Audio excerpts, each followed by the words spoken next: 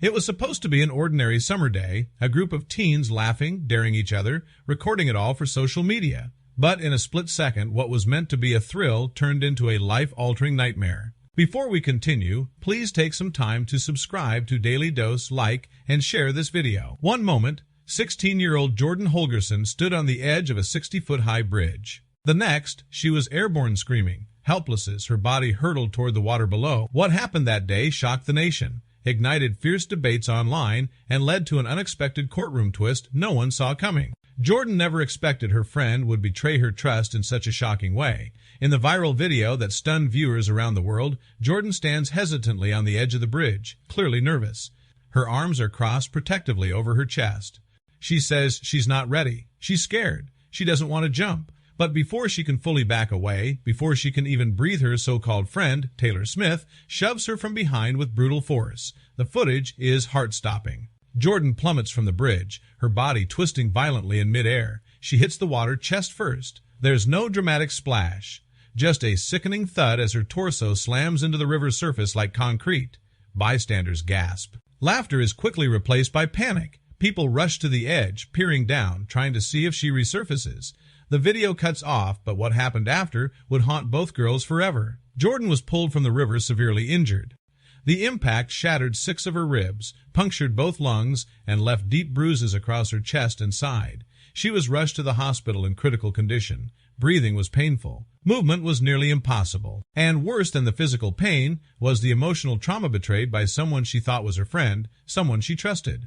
Taylor Smith, just 18 at the time, didn't disappear after the incident. In fact, she initially brushed off what she did. In an interview, she claimed she didn't think about the consequences, saying she just wanted to help her friend get over her fear. But the world was outraged. What she had done wasn't a harmless prank, it was reckless, dangerous, and nearly fatal. As the video racked up millions of views online, public opinion was fierce. Comment sections were flooded with anger. "She could have died," one person wrote. "That's not a friend." "That's a criminal," said another.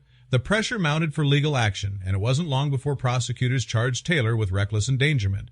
Months later, Taylor appeared in court. She wore a black blazer and stood silently as her lawyer negotiated a plea deal with the state. The agreement was simple. She would plead guilty, admit what she had done, and in return, she would avoid jail time. Instead, she'd be given community service and probation. It was a deal both sides were ready to accept. But then something unexpected happened. The judge, watching the video in the courtroom, saw the moment Jordan was pushed. He heard the gasps. He listened to Jordan's medical reports, read her victim's statement, and watched Taylor's demeanor in court. And then he made a decision that stunned everyone. Taylor would go to jail. Gasps filled the room as the judge handed down the sentence 2 days behind bars, to reflect the 2 days Jordan spent in the hospital, fighting to breathe and processing what had happened to her. It wasn't a long sentence, but it was symbolic. It sent a message. Even if you're young, even if it was a mistake, actions have consequences. Taylor's face crumpled in disbelief. Tears spilled down her cheeks as the bailiff approached. She turned briefly toward her family, lips trembling, before being escorted away in handcuffs. Cameras captured every moment. Outside the courtroom, Jordan made a quiet statement to the press. Her voice was calm but heavy with emotion. "I think it's probably just as emotional for her as it is for me," she said. "I've already forgiven her, but I'm ready to move on." The sentence didn't end there. Along with jail time, Taylor was also given 38 days of community service at Champs, the judge said, to reflect on her actions and give back to a community she had shaken with her recklessness. She was also placed on probation and told to avoid contact with Jordan for at least a year. The story made national headlines. It was covered by every major news outlet and sparked debates on TV, radio, and online. Some people argued that Taylor's punishment was too harsh for a mistake made by a teenager. Others insisted it wasn't nearly enough. But for Jordan, the decision brought closure. "I didn't want her to go to jail forever," she later said. "I just wanted her to understand what she did."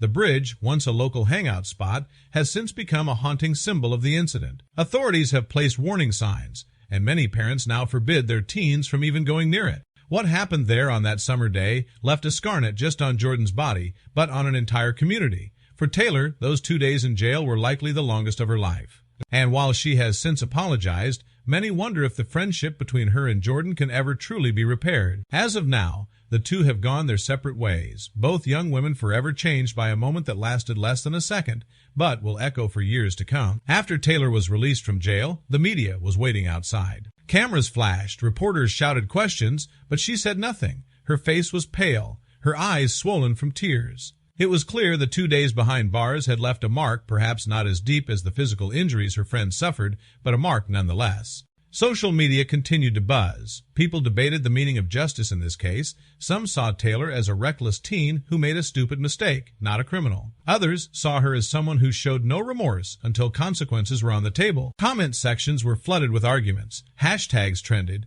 and countless think pieces were written about teen accountability in the age of viral video. But away from the noise, Jordan was focused on healing, not just her body, but her spirit. The first few weeks after the fall were brutal. Her broken ribs made it painful to breathe, to laugh, even to lie down. She couldn't sleep through the night. Her lungs, punctured in the fall, left her constantly winded. Physical therapy became part of her daily routine.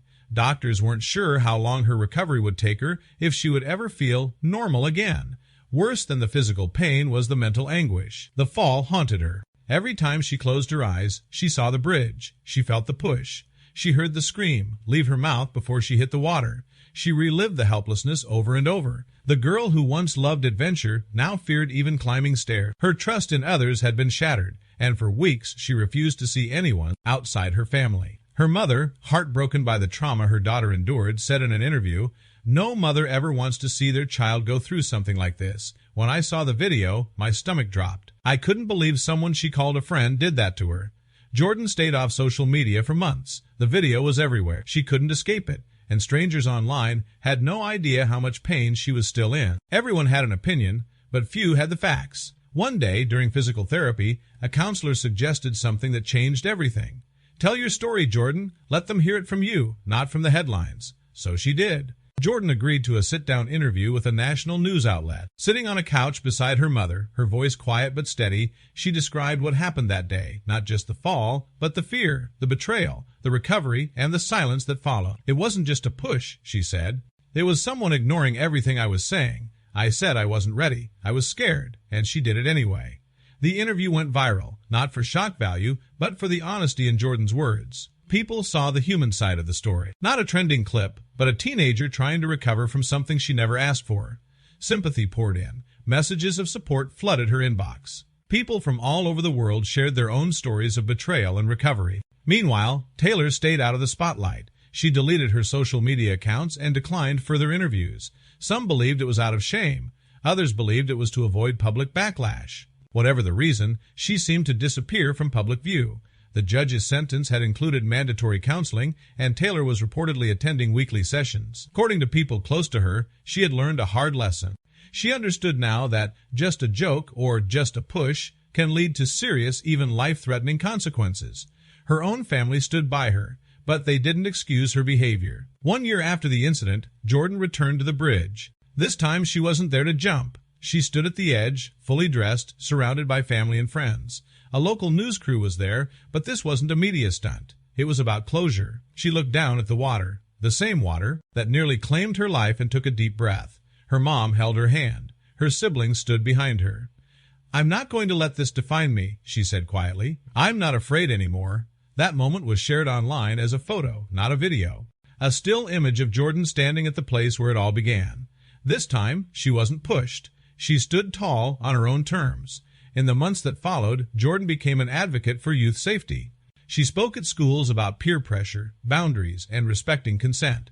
Her story became part of a broader conversation about social media challenges and the pressure teens face to perform for online attention. She was invited to speak at conferences, and her story was featured in a documentary about viral videos and their real-world consequences. The girl who once feared stepping outside was now standing on stages, using her voice to help others. As for Taylor, sources said she eventually reached out privately to Jordan to apologize. Again, this time not in front of cameras or a judge, but with a handwritten letter. Jordan hasn't said publicly whether she forgave her, but in a later interview she said, "Forgiveness is something I'm working toward. Not for her, but for me. This wasn't just a story about a fall from a bridge. It was about the weight of choices, about friendship and betrayal, about healing and justice." and most importantly, about the strength it takes to stand again after you've been pushed to the edge. Today, Jordan continues to heal not just physically, but emotionally. She's come a long way since that terrifying moment on the bridge. She still carries scars, both seen and unseen, but she refuses to let them define her. Every time she speaks to a group of students or shares her story online, she knows she's helping someone else feel seen, heard, and stronger. The bridge, once a symbol of fear and betrayal, has become a place of personal triumph. On the anniversary of the incident, she visited again, this time with a bouquet of flowers, which she gently dropped into the river below. "For the pain, the past, and for moving forward," she whispered. Her journey has inspired thousands. She receives letters from young people who were bullied, pressured, or hurt by someone they trusted, people who saw in her story a glimmer of their own. Jordan answers as many as she can, reminding them that it's okay to feel broken, but it's even more powerful to rebuild.